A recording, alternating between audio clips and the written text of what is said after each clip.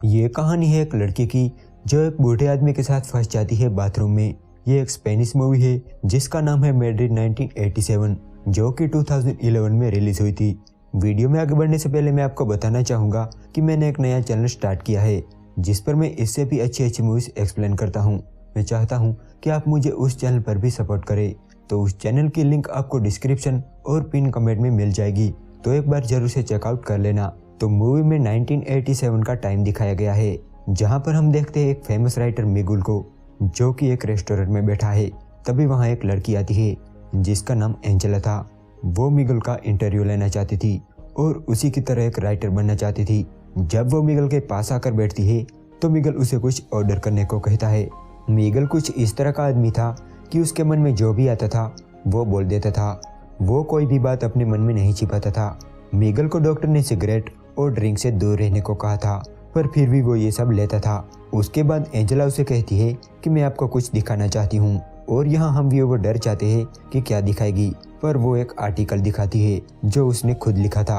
पर वो मिगुल को कुछ खास पसंद नहीं आता।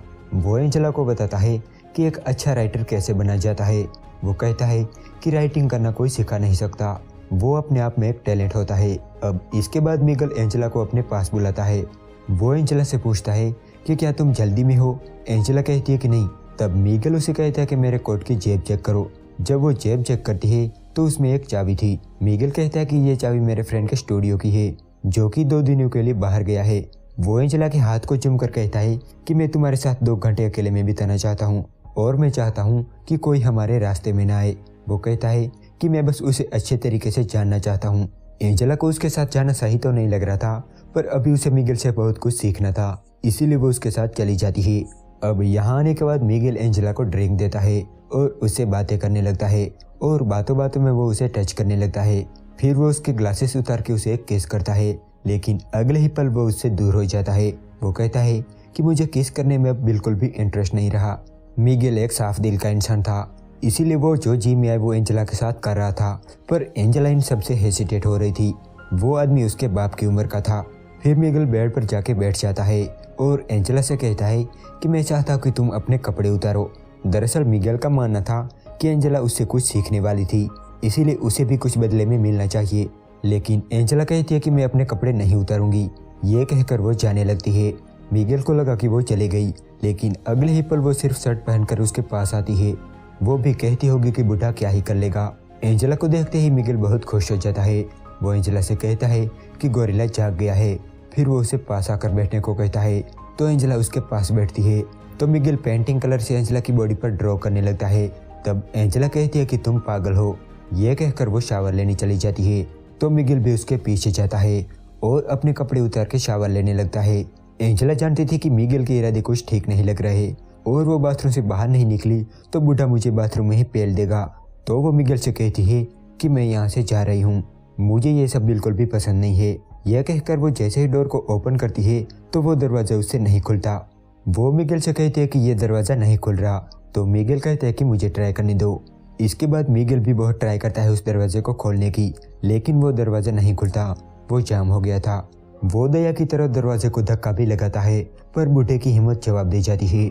वो दोनों मिलकर एक साथ जोर भी लगाते हैं, पर फिर भी दरवाजा नहीं खुल रहा था। इसीलिए एंजेला खिड़की से मदद के लिए आवाज लगाती है, लेकिन मिगुल कहता है कि ये तुम क्या कर रही हो। अगर लोगों ने हमें एक साथ बाथरूम में देख लिया तो वो हमारे बारे में क्या सोचेंगे। मिगुल कहता है कि उसका दोस्त लुइस मंडे को घर लौटने वाला है, और आज सैटरडे था, मतलब कि अब उन्हें 2 दिनों के लिए ऐसे ही बाथरूम में बंद रहना पड़ेगा। इसीलिए मिगुल भी अपना माइंड चेंज कर लेता है और मदद के लिए आवाज लगाने लगता है, पर उनकी आवाज किसी को सुनाई नहीं दे रही थी। उनके पास कपड़े के नाम पर सिर्फ एक टॉवल था जो मिगुल के पास था, पर मिगुल वो टॉवल एंजेला को दे देता है और खुद खुलेआम ऐसे ही घूम रहा था। अब इसके बाद दोनों बातें करते हैं, क्योंकि वहाँ कुछ और करने के लिए था ही नहीं। मिगुल एंजेला से पूछता है कि तुम्हारे फादर क्या करते हैं। एंजेला कहती है कि वो मिलिट्री में है।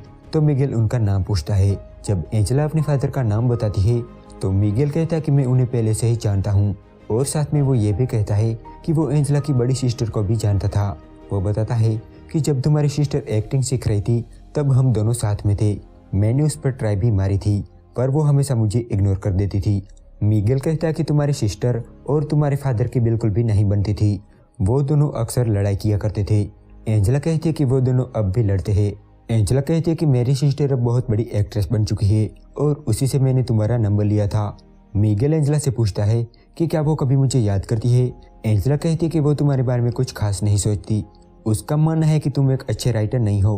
अब ऐसे ही बातों बातों में मिगेल एंजेला के पास आता है और उसे टच करने लगता है, लेकिन एंजेला को ये सब पसंद नहीं आता, इसलिए वो वहाँ से उठकर दूर जाके बैठती है। मिगेल एंजेला से कहता है कि अगर हमारे बीच यहाँ कुछ नहीं हुआ तो बाहर जाने के बाद लोगों को तो यही लगेगा कि हमारे बीच जरूर कुछ हुआ है। कुछ देर बाद एंजेला फिर से हेल्प के लिए आवाज लगाने लगती है, जिसे देख मिगेल के दिल में कई अरमान जाग उठते हैं और वो एक बार फिर एंजेला के करीब जाता है और उसे टच करने लगता है। पर एंजेला कहती है कि मुझे छोड़ दो, मैं बस यहाँ से बाहर निकलना चाहती हूँ। और अब मिगेल की हिम्मत भी जवाब दे जाती है, वो भी अब यहाँ से जल्दी निकलना चाहता था, वो बहुत परेशान लग रहा था। तब एंजेला मिगेल के पास आती है और यहाँ दोनों इंटीमेट हो जाते हैं। इसके बाद एंजेला को भूख लगने लगती है। मिगेल कहता है कि जब भी मूवी में लोग कुछ खाते हैं तो मुझे बहुत अच्छा लगता है। कुछ टाइम पहले मैंने एक मूवी देखी थी जिसमें एक आदमी खाना खा रहा था। वो कहता है कि वो सीन मुझे काफ़ी रियल लगता है और राइटिंग भी उसी तरह से की जाती है। मिगेल की बातों से ऐसा लग रहा था जैसे वो एंजेला को डांट रहा हो।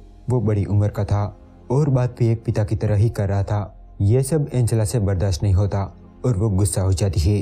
वो कहती है कि तुम्हारे पास एक्सपीरियंस है, इसका मतलब ये नहीं कि तुम मुझे डांटो और मुझे मैनिपुलेट करो। इस पर मिगेल कुछ नहीं बोलता। जब एंजेला शांत हो जाती है तब वो फिर से एंजेला को मदद के लिए आवाज लगाने को कहता है, लेकिन उनकी आवाज़ किसी को सुनाई नहीं दे रही थी। तब मिगेल कहता है कि क्या तुम एक मूवी देखना चाहोगी। एंजेला पूछती है कि मूवी, और यहाँ कैसे। तब मिगेल उसे एक कहानी सुनाता है, पर वो कहानी मैं आपको बिल्कुल भी नहीं सुनाऊंगा। लेकिन उस कहानी सुनाने के बाद मिगेल एंजेला से कहता है कि हमारे बीच जो भी हुआ है उस पर हमें गिल्टी फील तो होगा, पर हमें उस पर अफसोस नहीं करना चाहिए।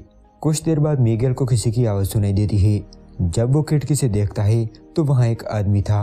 तो मिगेल उस आदमी को अपने दोस्त लुइस को कॉल करने को कहता है। कुछ देर बाद लुइस आता है और दरवाज़ा खोलता है। वो मिगेल से कहता है कि मैं ये कहना भूल गया था कि दरवाज़ा अंदर से लॉक मत करना। जाते टाइम एंजेला मिगेल से कहती है कि आज हमारे बीच जो भी हुआ है वो सिर्फ एक एक्सीडेंट था। इसके बाद एंजेला अपने घर चली जाती है और यहाँ ये मूवी एंड हो जाती है।